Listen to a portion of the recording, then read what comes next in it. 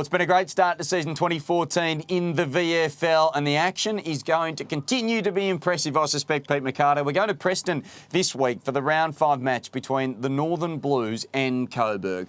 More on the Lions in a minute, but for the Northern Blues, it's been a surprising start to the year. They got raided in the off-season by Williamstown in particular. They lost a lot of players. We know that Carlton have had some serious problems off the field and with injury, and yet the Northern Blues still find themselves in the top quarter of the ladder. And you look at those wins that they've had, Darren, and they've been narrow wins. Yeah. First up, against Williamstown.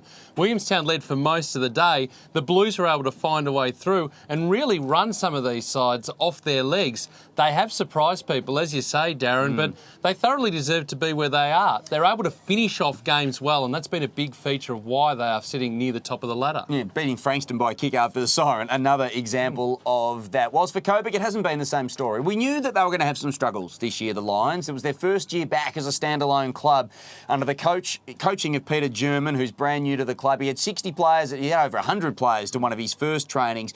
He's really trying to regenerate the spirit, the pride and the jumper, all those things that we love about a real footy club.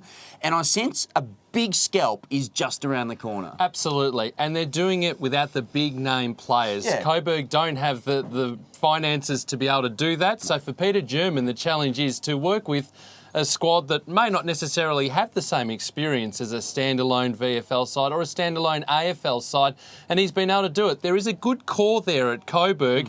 It's just that there is that divide between the AFL and the VFL and the partially aligned teams along the way as well. I agree with you. I don't think a win's too far away, but they've got to be able to run out the games, and that's going to be the big thing when you come up against a quality side like the Northern Blues.